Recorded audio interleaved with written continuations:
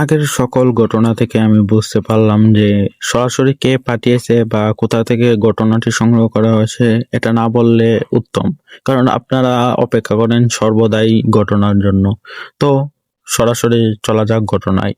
আজকের ঘটনার মেইন কেন্দ্রবিন্দু হলো আরিফ। আরিফকে নিয়েই সকল ঘটনা। আচ্ছা, সে যেভাবে লেখি পাঠিয়েছে ঠিক সেভাবে আমি আপনাকে পড়ে শোনাচ্ছি। রাত তখন 11:45। শহরের এক প্রান্তে দাঁড়িয়ে থাকা পুরনো সরকারি হাসপাতালটা দিনের তুলনায় রাতে সম্পূর্ণ অন্যরকম দেখায়।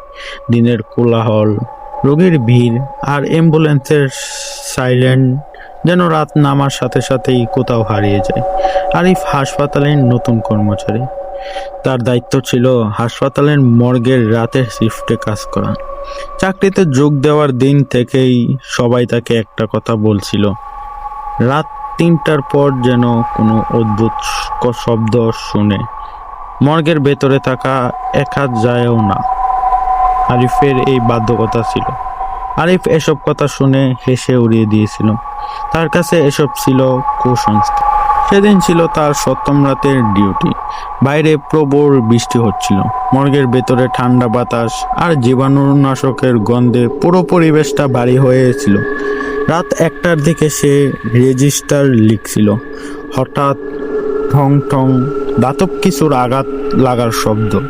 আরিফ মাথা তুলে তাকালো। শব্দটা মর্গের ভেতরের সংরক্ষণ কক্ষ থেকে এসেছে। সে কয়েক সেকেন্ড অপেক্ষা করলো। আবার ঠং ঠং। এবার শব্দ আরো স্পষ্ট। সে টর্চ হাতে নিয়ে ধীরে ধীরে এগিয়ে গেল। দরজা খুলতেই তার শরীর নিয়ে ঠান্ডা একটা স্রোত বয়ে গেল। ভেতরে সবকিছু স্বাভাবিক। সারি সারি দাতব ড্রয়ার, প্রতিটিতে নম্বর লেখা। কিন্তু একটা জিনিস দেখা সে থমকে গেল। 13 নম্বর ড্রয়ারের সামনে খোলা। সন্ধ্যায় সে নিজের সব ড্রয়ার পরীক্ষা করছিল। নিশ্চিতভাবে একটা বন্ধ ছিল। আরিফ নিজেকে বোঝালো হয়তো ঠিক মতো লাগানো হয়নি। সে এগিয়ে গিয়ে ড্রয়ারটা বন্ধ করে দিল। তারপর নিজের ডেস্কে ফিরে এলো। কিন্তু সে জানতো না এটাই ছিল শুরু। রাত 2টা 17 মিনিট। হাসপাতালের অধিকাংশ আলো নিভে গেছে। করিডোর প্রায় ফাঁকা। ঠিক তখনই তার ডেস্কের ফোনটা বেজে উঠল। টিং টিং টিং টিং। আরিফ রিসিভার তুলল। হ্যালো। কোনো উত্তর নেই, শুধু হালকা শ্বাসের শব্দ। তারপর হঠাৎ লাইন কেটে গেল। সে নম্বর চেক করলো। ডিসপ্লেতে লেখা মর্গিও রুম 13। আরিফের বুকের ভেতর ধাক্কা লাগলো। মর্গে তো কোনো ফোনই নেই, তাইলে কলটা এলো কোথা থেকে?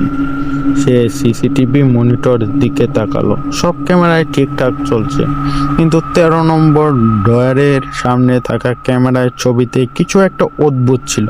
মনে হচ্ছিল কেউ দাঁড়িয়ে আছে, অন্ধকারের অস্পষ্ট একটা মানুষের ছায়া। আর যখন সে ভালো করে তাকালো, ছায়াটা ধীরে ধীরে ক্যামেরার দিকে ঘুরে দাঁড়ালো। এভাবে ধাপে। আচ্ছা, এটা ছিল এই গল্পের প্রথম পার্ট। দ্বিতীয় পার্ট আবার অন্যদিন শোনানো হবে। আরিফের ঘটনা পার্ট 2। আরিফের বুকের ভেতরটা হঠাৎ কেঁপে উঠল। সিসিটিভির স্ক্রিনে দেখা ছায়ামূর্তিটা ধীরে ধীরে ক্যামেরার দিকে মুখ ঘোরাচ্ছিল। কিন্তু সবচেয়ে ভয়ঙ্কর বিষয় ছিল মুখটা দেখা যাচ্ছিল না। মনে হচ্ছিল কারো মুখের জায়গায় শুধু অন্ধকার। হঠাৎ স্ক্রিনে জিগ জিগ করতে শুরু করলো। তারপর সম্পূর্ণ কালো। আরিফ দ্রুত চেয়ার থেকে উঠে দাঁড়ালো। সে নিজেকে বোঝানোর চেষ্টা করলো হয়তো ক্যামেরায় সমস্যা, কিন্তু তার নিজের কণ্ঠস্বর এবার কাঁপছিল। ঠিক তখনই ঠক ঠক ঠক ঠক 3বার মর্গের করিডোরে কারো হাঁটার শব্দ। ধীরে ধীরে ভারী, যেন কেউ খালি পায়ে ভেজা মেঝের উপর দিয়ে হাঁটছে। আরিফ টর্চ হাতে দরজার দিকে এগোলো। করিডোর সম্পূর্ণ ফাঁকা, কেউ নেই, কিন্তু মেঝেতে ভিজে পায়ের ছাপ দেখা যাচ্ছে। পায়ের ছাপগুলো সোজা মর্গের ভেতরে সংরক্ষণ কক্ষের দিকে গেছে। আরিফের গলা শুকিয়ে গেল। সে ধীরে ধীরে সেই ছাপ অনুসরণ করতে লাগলো। সংরক্ষণ কক্ষের দরজার সামনে এসে থেমে গেল। কারণ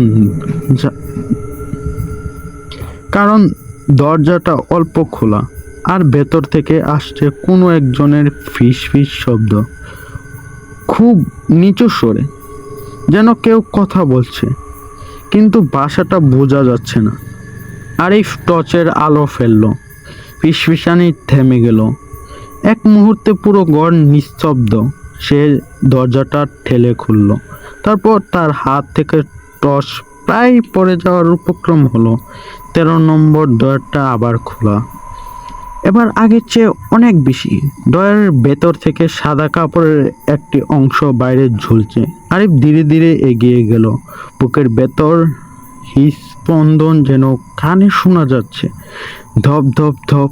এভাবে 3 বার সে কাপড় ধরে টান দিল, কিন্তু ভেতরে কিছুই নেই। ডয়ার সম্পূর্ণ খালি। আরিফ হতভম্ব হয়ে গেল।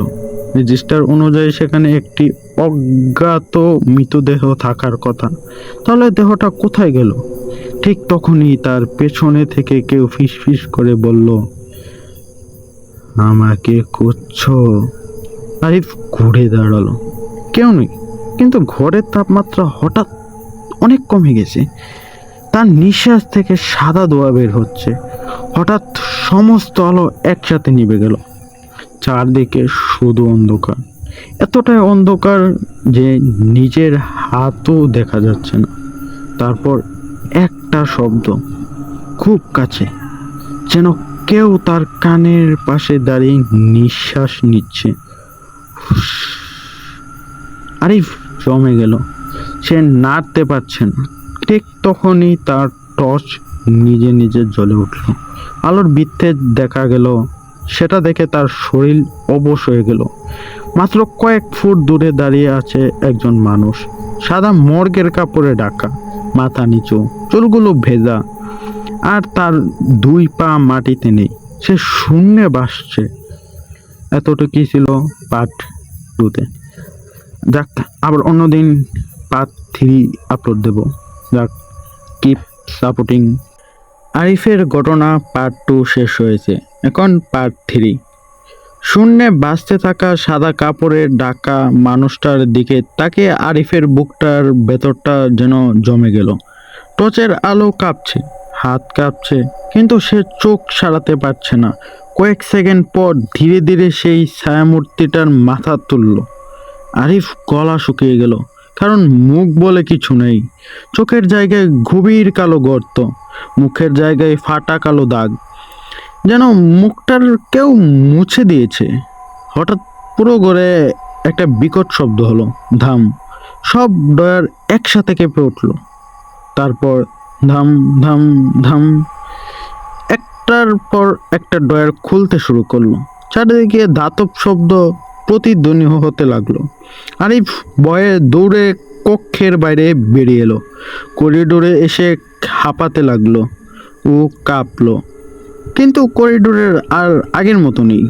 সে করিডোর দিয়ে সে এসেছে, সেটা এখন অনেক লম্বা, অস্বাভাবিক লম্বা। শেষ দেখা যাচ্ছে না। হাসপাতালের সব আলো নিভে গেল ধীরে ধীরে।